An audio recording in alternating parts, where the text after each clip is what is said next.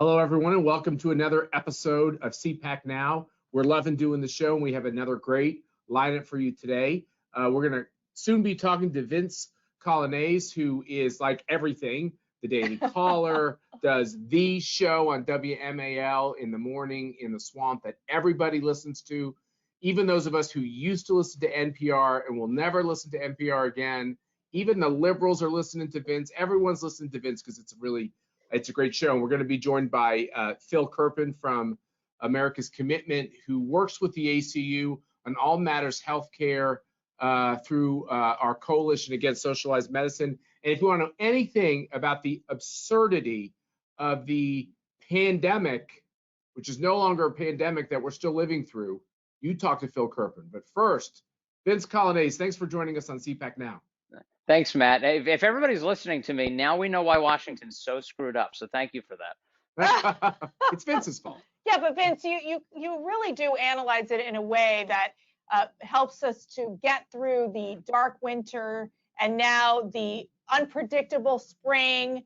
And yet there's still so much chaos happening in the district, don't you think? Yeah, no, there is. There's a lot of chaos going on. Does it ever feel biblical? Like we're going through the plague right now. We got the riots. In Washington, we're promised locusts very soon. The cicadas are arriving. Like, that's right. Like at some point you think God's sending us a message. Maybe we should pay attention. Yeah, Washington is out of control. And so we have an obligation, I think, and you two do it so well, to talk about not only the problems, but the solutions and how we can get out of all of this nonsense.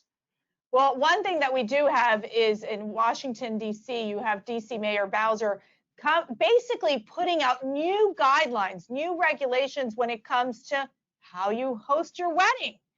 So, Vince, I want to get your reaction. Even if you can get married. Well, you can get married, but you can't stand, Matthew, and you can't dance. And let me make this very clear. As someone who loves to dance, okay, I am one of the best salsa dancers and merengue dancers around. No one's going to stop me from dancing my salsa, Vince. Nor should they. I mean, what is the point of going to a wedding if not the dancing? You think people are there for the actual ceremony? No, they're waiting for the dancing. That's what they're there for. And you can't do that in Washington, D.C. Some of us are waiting to mock the people who are dancing. No, you're wrong. The dancing's the best part, Matt. And the key is to jump in. The key is to jump in really early when the couple has its first dance and to interrupt it in such a way as to make sure you leave a lasting mark. No, you go to the Italian wedding. She goes to the Cuban weddings. I know you guys are going to the weddings, but seriously, Vince, you know exactly what she's done. You can't stand. You have to sit. What is going on? Yeah, Muriel Bowser has decided, who's the mayor of Washington, D.C., has decided that the science has indicated to her that one of the most dangerous things you could possibly do is rhythmically move your hips and arms at a wedding. You're not allowed to dance in D.C., including if you're vaccinated and wearing a mask and standing 600 feet apart from each other. No dancing. I mean, these rules are more intense than people were facing in their middle school dances, where they had to stand. Remember, leave room for the Holy Spirit? That was the old movie. You had to like stand back this way. Yeah. No. That's not even allowed. Not in Washington, D.C. And it's not based on science. It's just based on like preposterous virtue signaling. And she's sticking with it. She was asked about it yesterday on cable news if she'll change her mind. Even CNN was like, "Would you change your mind about this?" And she's like, "No." And they're like, "Okay, we understand. Thank you for coming on." I think what the media, even the media here, realizes how stupid this all is, and they're trying to help her by writing stories now that she's reconsidering the no dancing in Washington, D.C. rule for vaccinated people, that vaccinated people might be able to dance. I mean, this is some real movement that we have going on here. How much work does it take to reconsider something so stupid? I mean, you both lead an excellent organization. Like, if you found out that something dumb was going on, it's just one phone call and it's like, hey, we're not doing that anymore.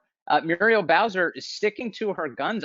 I do not know why, other than to kind of stick it in the face of DC residents or to suggest to them that that she's virtuous. I think that's really the core point in so much of this. I want to tell Vince, first of all, I run the organization. Let's make that very clear. Oh, sure. Sure. Let me make that very clear. And I make up new policies as I walk up and down the hallway. So I don't know what's taking Muriel Bowser so long. Yeah, this reminds me of, like, there's an old Will Ferrell sketch on SNL where he's like sitting with his family and insisting he's in charge of everything. He's like, I drive a Ford Taurus. And he's like, and everyone's like, yeah, whatever, Dad. I do feel, Vince, that it's like an episode of Footloose. You know, like the movie Footloose where you can't dance. He doesn't know that movie. He has to know. He was born around Footloose time, weren't you, Vince?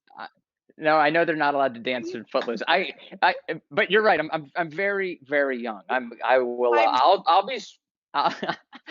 be speaking about the great Matt Schlapp for many years to come. Well, after he's gone, I'll be talking about how great he is.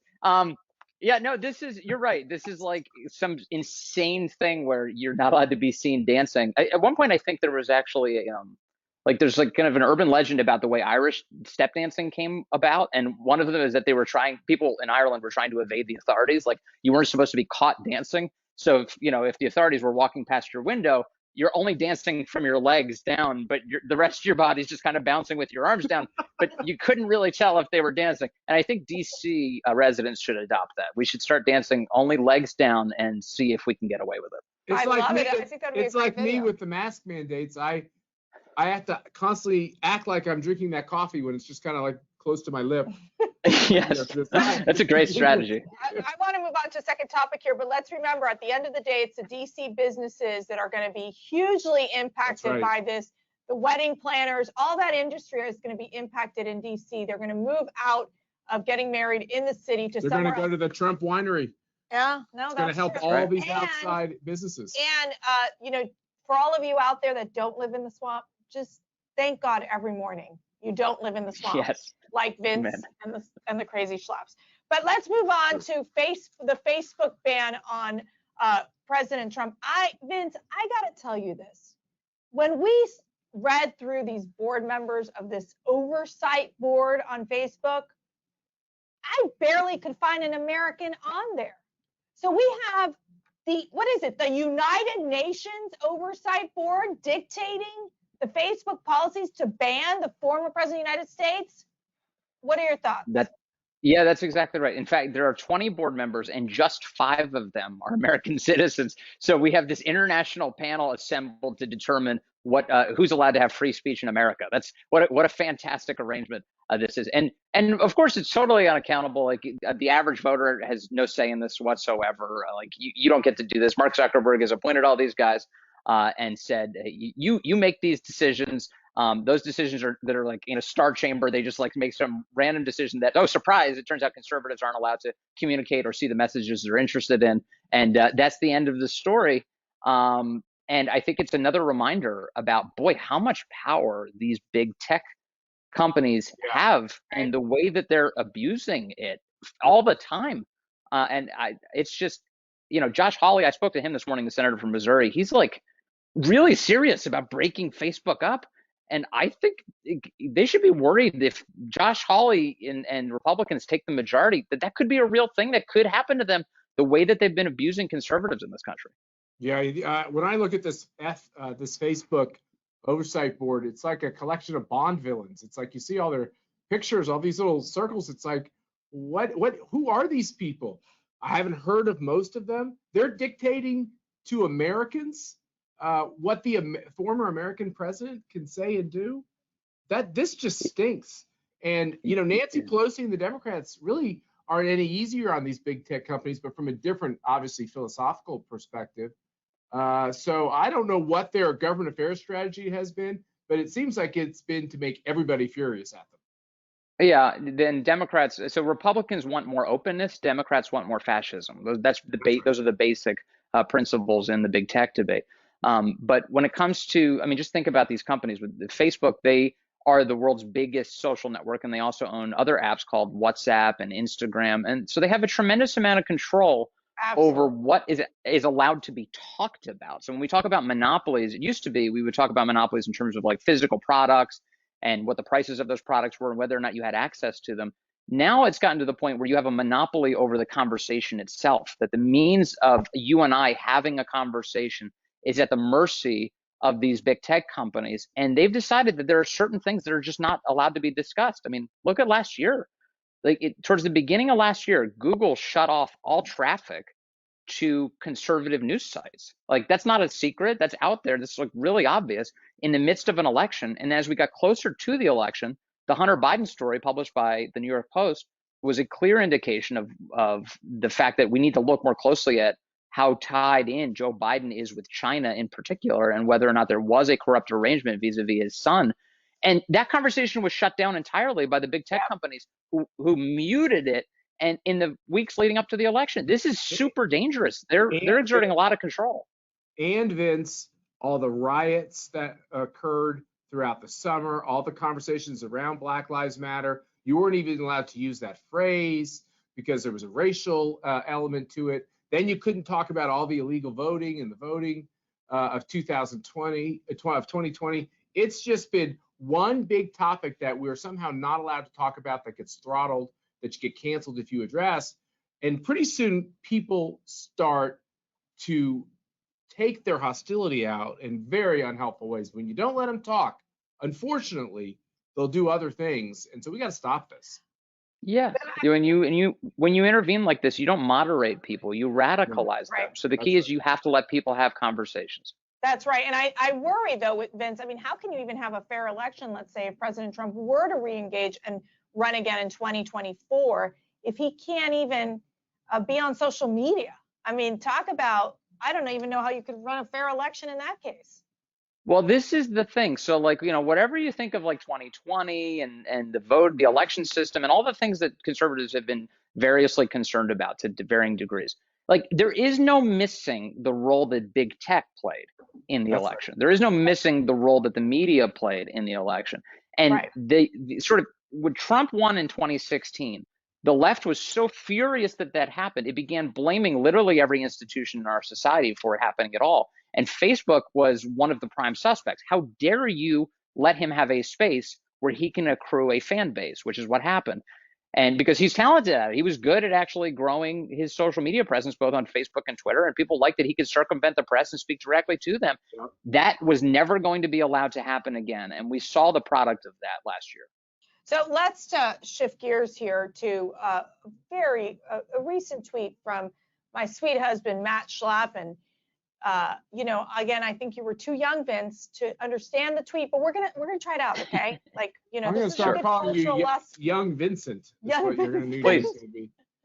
So Schlapp, apparently Barbara Streisand tweeted about American Conservative Union. She did. Can you believe that? Do you know who Barbara Streisand is? First of all, Vince, let's just start from there.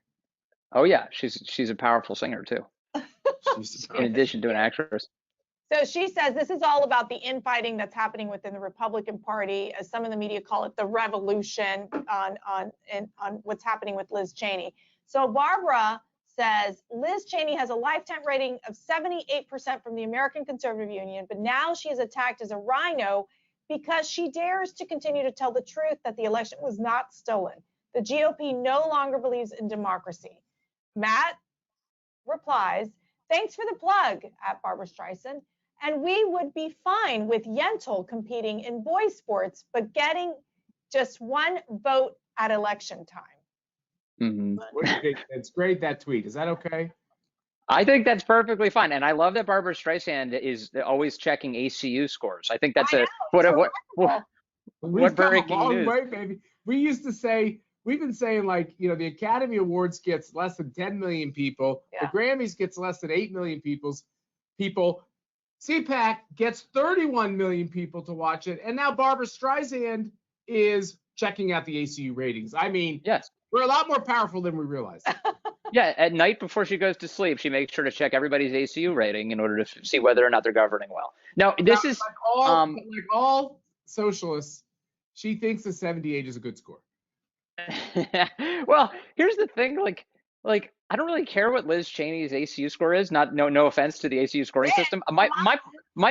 My view here is really simple. It's like, is she offensive to the people she's supposed to represent? Yeah, she is. Like, forget like all the people in Washington like, oh, this is a Trump loyalty test. No, it's not. It's a voter loyalty test. If you are turning off the entire base of the Republican Party, you probably shouldn't be in the leadership of that party. It's kind of a simple equation, isn't it? And so that all this like, well, wait a minute, her ACU score, says Barbara Streisand. Like, who cares? Like, it doesn't make any sense for to be the House conference chairwoman. Like, it's a pretty political position. If you're not in touch with the base, then what's the point? Yeah, and look, I got to tell you honest, I don't like the infighting. I don't like it. I think that, I know I had a chance to work with Liz Cheney on certain projects in the White House, and we collaborated on great work. But at the same time, I do agree. I think that this is an important moment to listen to the voters. I think to stop trying to discredit those who knew that they found voting irregularities in certain states, and just be open to having those discussions in states like Georgia and Nevada. And I just think that, unfortunately, when you have Speaker Pelosi supporting you, when you have Mitt Romney supporting you, when you even have Joe Biden supporting you, it's time to go. It's amazing. It's like all of a sudden the Washington Post is pro Cheney. Like, I know, when did that happen? Like, how did that get happened overnight? Like, everybody's like, super pro war now and pro Cheney. It's like whatever whatever Trump is for, they're against, and it doesn't matter what it is. They'll take the exact opposite position. That's right. Vince, I'm not the world's greatest political advisor, but dear Republicans out there, don't try to get Mitt Romney to back you to get yourself out of a real pickle. Okay, that's not a great strategy. Vince Coglianese, we appreciate everything you do at the Daily Caller, which is a must-read stop in the morning, each and every morning when you're drinking your coffee. We appreciate what you do with Mornings on the Mall and WMAL, and we appreciate everything you do with CPAC. And you better be down with us in Dallas for CPAC in Dallas, Texas, July 9th through the 11th. It sounds amazing. Thank you, Schlaps. It's great to talk to you. Great to talk to you. We'll be right back to CPAC Now with Phil Kerpen to talk about mandates and shutdowns and why it's injurious to your health. Thanks.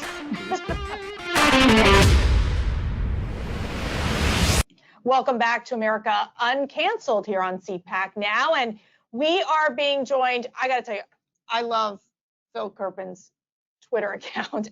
Don't take it personally, Sean, because you have great tweets as well. But joining us today is Phil Kerpen, president of American Commitment and president of the Committee to Unleash Prosperity. Phil, we are so delighted that you're joining us today. My pleasure. Great to be with you. So, you have been on the tail of Dr. Fauci, I think, for over a year. I'm not a fan. Yeah. not a fan. I think a lot of people who watch the show are not fans either. How horrible has the messaging been coming out of the CDC for the past year? Well, I think they've been wrong about basically everything that matters. And Fauci, it's interesting. There was this YouGov poll a couple of weeks ago. They said, do you trust Anthony Fauci? And among Biden voters, it was 85%, and among Trump voters, it was 14%. And I was like, they got to recount that. I don't know any of these 14% of Trump voters who trust Anthony Fauci. And I think, not firing him was probably the biggest mistake of the Trump presidency, because this guy became, sort of the, I understand that I guess they wanted him peeing out of the tent instead of in or whatever, but it's hard to imagine he could have done any more damage outside of the government than he did from the inside. And he's revered as, something of a godlike figure on the left. And we've got this situation now where, even when the CDC says stop masking outdoors, until Fauci says it, you're going to walk around liberal areas and see all these people masked up outdoors, because they're waiting for the word from him. And the messaging from the administration, from Fauci to the CDC to the White House and all of them, has essentially been, you got to get the vaccine. We love the vaccine. The vaccine is great, but you can change nothing in your life after you get it. Right. Which completely undercuts all of that other messaging. And what they should have said, I think they're sort of, they don't want to admit that these vaccines are very effective, because then they'd sort of have to admit that Trump basically ended a pandemic probably a year earlier than it otherwise would have been by doing 5 years of vaccine development in 8 months. And so, they want everyone to get it, but they don't want to admit it works. It's very bizarre, and I'm not surprised that people are confused. And they're still largely, we've got two countries right now, guys. We've got the states that are open and have been either all along, never shut down at all, like Nebraska and South Dakota, or, you know, like Florida shut down for, I think, 4 weeks in March and April of last year. And then you got places like Illinois, New York, and California that have been in, and DC, that have been in some various degree of lockdown continuously for the last year. And by the way, the lockdown places don't have better COVID outcomes. COVID did what it's going to do everywhere. But, you know, we've got this just bizarre situation where in the liberal areas, there's no such thing as an all clear sign. And they have very high vaccine uptake rates, but they still want to be masked and have capacity limits and obsessive surface cleaning and all the rest of it. You know, Phil, what's the one thing in all the numbers, and that's one of, I think, the best things about your Twitter, besides your sarcasm, is you get into the numbers and you give people an idea for what's really happening. What's the biggest misconception about all this long, over a year process? Well, I think that from the very beginning through now, we've done a very poor job of really understanding and communicating the extreme age stratification of risk with this virus. And this is a virus, and we've known this since February of 2020 from the original China data. This is a virus that is almost completely harmless to young people. That's actually its sole virtue. You know, sort of the one saving grace of this whole pandemic is it really doesn't harm young people. And in fact, for people under age 20, it's less harmful than influenza. And, you know, it's about 5,000 times less likely to kill, you know, a child than it is an old person. So you think about that as the stratification of risk. It's kind of astonishing that we would put any restrictions on children, and yet we have. And then you sort of, you know, you look at who's vulnerable, and we know who they are. You know, I mean, look, you know, if someone under 20 gets COVID, they have a 99.997% chance of survival. It's essentially, you know, you have more danger driving your kid to school every day than that you're going to die in a car accident than you do, even if they get COVID. So it's negligible. It's almost nothing. Now, if you're over age 65 or 70 and you get COVID, it's a 5 or 6% chance that it's going to kill you. And so, you know, look, people say, oh, 94, 95 is still pretty good. Well, yeah, but you know, most risks that you take in your day-to-day life are not on that order. That's a very high risk in that population. Let me ask a quick follow-up on this. So to me, if you're just looking at the numbers, just looking at logic, you would say vaccine those communities who are at risk and don't worry so much about vaccinating, getting the vaccine to everyone. Don't worry at all about giving the vaccine to kids. The only reason why they're pushing kids and closing schools, besides our cynicism about the teachers unions, was this whole medical idea that the kids are passing it off to the seniors or to those in these sick populations. But if the sick populations and the seniors get vaccinated, doesn't that remove mostly that obstacle and that concern? Yeah, first of all, children are not only less likely to be infected with this and far less likely to have a bad outcome, they're also less likely to pass it on. And so children are about half as infective as adults. So it's not that they can't infect others, but they're much less likely to do so. So we really haven't seen a lot of examples of that. And that was sort of the justification was, yeah, kids aren't at risk, but they're going to bring it home or they're going to pass on to someone who is at risk. We saw almost no instances of that. That's very rare. Usually what happens is a parent gives it to a child, not the other way around. That said, to your point, that was before the vaccine. Now with the vaccine, if literally every person have the choice, every adult has the choice to get the vaccine or not, and the vaccine is highly effective, you really, I hate this idea that we need some certain percentage of people or whatever it is, because I believe in choice, I believe in freedom. And I think the way to look at this is every person makes the decision for themselves, whether they want to go with the risk of the virus or the risk or the vaccine, which is, you know, some very, very small risks that we know about, but also, look, there is the risk of the unknown. Anytime you're talking about new technology, people can say, hey, some people can say, hey, I don't want to put new technology in my body. Let's wait, you know, a few years, whatever.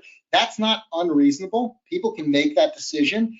And I think that what you're seeing in the vaccine data, Matt, is older people are overwhelmingly getting the vaccine. And, you know, we're now at 82% of seniors have had at least one vaccine dose in this country. That's frankly, I said 80 would be about the ceiling. So we've already done better than I thought we would do in terms of the uptake among the people that have by far the largest benefit, the most to gain. And that's rational. That makes sense. You're As you go down younger, people are more likely to say, hey, you know what, I'll take my chances with the virus. And that's their choice. It should. You're failing to understand that Democrat math, you have to get 110% of the seniors. No, but according to the CDC, the state of New Hampshire has 115% of their seniors vaccinated. Sounds like an election situation. It's interesting. They made that error a month ago and they still haven't fixed it. You know what they did? This is amazing government work. They capped it at 99.9, so it wouldn't look ridiculous on the website. That was their fix. But Phil, you talk about choice, right? You talk about, well, the person should have a choice, but the reality is where we are headed, it's very clear that before you know, we're going to have like vaccine police, okay? I have a dear friend of mine, her daughter's graduating from one of the universities. They've basically said you cannot attend the university unless you are fully vaccinated. That means she doesn't have a choice, really, because she's being forced in many of these scenarios where these, you know, those going into college, some of these universities are saying you have to be fully vaccinated. I mean, I just think that takes us down a dangerous path. What are your thoughts on it? I think it's I agree with you. Look, I think it's very dangerous. Also, I think that if anything, you're going to undermine confidence in the vaccine because people are saying, wait, this thing is such a, you know, the only way they can get people to take is to force them, to coerce them. That's why I think this ridiculous CDC guidance on, you know, you have to wear a mask outdoors unless you're vaccinated. It seems like a hostage situation more than anything. What our public authorities and private institutions like universities and employers should be doing is saying, right, look, you know, make the decision based on the data that's available. And, you know, if everyone who wants the vaccine has it, then anyone who chooses not to get it and ends up getting the virus did so by choice. You know, they assume that risk voluntarily. And I don't think an employer or a university should say, we're not going to allow that choice. Because let's say they were worried about old professors or something. Well, those people can all get vaccinated and probably have. So I think it's strange to see, but it does seem to be a trend in some places. Before we go, you just wrote a piece in the Daily Caller about the corrupt unions, not COVID, locking our kids out of school. This is an issue you've been very passionate about addressing. We're going into summer camps this summer. I mean, where does this leave our children? Well, if the camps follow the CDC guidance, they're going to be prison camps because it's going to be mandatory outdoor masking, running around in the heat. I think we're going to have, you know, we're going to have a lot of heat stroke issues and heat exhaustion where you're limiting oxygen intake and have a wet mask on someone's face when it's 80, 85 degrees. I think they're going to have an enormous problem there. But, you know, look, there is absolutely no reason we couldn't have 100% normal school. In fact, I would say there was no reason we couldn't have had 100% normal school this past year. They did in Sweden, and they had they have 1.9 million school children in Sweden. They had normal school throughout, no masks, no distancing, no disruption to normal school of any kind. They had 0 children die of COVID in Sweden, and the risk among school teachers there was lower than other occupations. It had a lower occupational risk than the average. We really missed the boat on it, I think, for the past year, but especially now, Mercy, for the next school year, every adult in the building who wants to be vaccinated can be vaccinated. So the children are not at risk. Every adult in the building who wants to be vaccinated can be vaccinated. Every parent who wants to be vaccinated can be vaccinated. Every grandparent who wants to be vaccinated can be vaccinated. So the question is, if we can't have 100% normal school, why not? Who are we trying to protect? That's right. That's right. And it seems like China can have normal schooling, so it does make a lot of sense. Great show. Yeah. Thanks for being with us, Phil. All right, thanks. Appreciate all your great work. And we'll be right back. Welcome back to CPAC Now, America Uncanceled. It was great to talk with Phil Kerpen, and Phil is one of the many important voices who signed a letter to members of Congress about brand new price controls that the Democrats are trying to push through H.R. 3. Go to our website at conservative.org to see the great organizations that signed on to this letter. The Coalition Against Socialized Medicine is a project here at the American Conservative Union, and you can see all these great groups like Heritage Action and CASE and NTU and so many others join this letter. Go on our website, check it out, advocate against these price controls. That's right. Remember, they want to push these price controls similar to what we see in the UK and Canada, which would be actually just disastrous for our healthcare industry. But we have some good news, Schlapp. We have seen that Governor Ron DeSantis from Florida, I mean, he's just crushing it, I think, almost every other day, He is. He, in his new budget, has said that he's giving $1,000 bonuses to first responders, to our law enforcement. It is not about defunding the police. It is about funding the police and funding those individuals who have been so incredible during this difficult time of the pandemic, as well as making sure that our communities are safe. Yeah, and remember, we always forget to make this point, which is these first responders are a very diverse population, including the cops and the police. So whenever people say defund the cops for racial reasons, I always wonder what that must feel like if you're an African-American cop out there patrolling some tough streets. That's so right. Well done, Ron DeSantis. That's an answer to prayers from me on this National Day of Prayer. I give thanks to these great governors like Ron DeSantis. And we give thanks and so grateful for all of you who watch our show, who are supporting American Conservative Union. We pray for you and for your families. We're praying for America. We're praying to ensure that our freedoms are protected. And really, you know, it's an important day, and it's an important day for all of us to remember to take time to pray and be grateful, and obviously pray for what is for the glory of God. And let me say, you know, speaking about Ron DeSantis, he also just signed today a voter ID law, which makes sure that voters have to verify who they are before casting a ballot, while still allowing mailed-in voting, absentee ballots, and the rest, and, you know, a diverse way in which to vote. This same issue is happening in Texas as well. I will say one thing, there's been a new development. A lot of these corporate CEOs that have been weighing in on voter ID, if you'll notice, their recent language is much more muted. I believe that's thanks to you. We all decided that we weren't going to allow them to say that voter verification was akin to racism, and we raised our voices, and already these corporations are backing down. And so I give thanks for all of you. But guess what is also happening in Texas? We've got CPAC in Texas. This is a national conference, okay? Let me tell you, CPAC in Orlando sold out so quickly, and I have a feeling we're going to see the same thing here at CPAC in Texas, July 9th through the 11th. We're going to have great speakers. It's a wonderful time for all of us to come together and make sure that America is uncanceled. That's right. No, look, you guys are already responding. We're already taking a waiting list for tickets. Speakers are already confirming. I can tell we all need to get together once again. That's right, and it's a great time to do it during the summertime when the kids are out of school. So that's all for our show tonight. Thank you again for joining us. Make sure to follow us on all of our social media channels, Twitter, Facebook, Instagram, at CPAC. We are vocal, we are loud. We are going to make sure that no one shuts us down. And remember to follow Matt at M. Schlapp and myself at Mercedes Schlapp. And let us know what you think about the show. Are you listening, Barbara Streisand? Oh, she might That's be how watching you follow the show. me. That's She might be watching. She might dedicate a song to you, Schlapp. It could be good. All right, we got to wrap up. God bless you all. God bless this great country. And we will see you next week.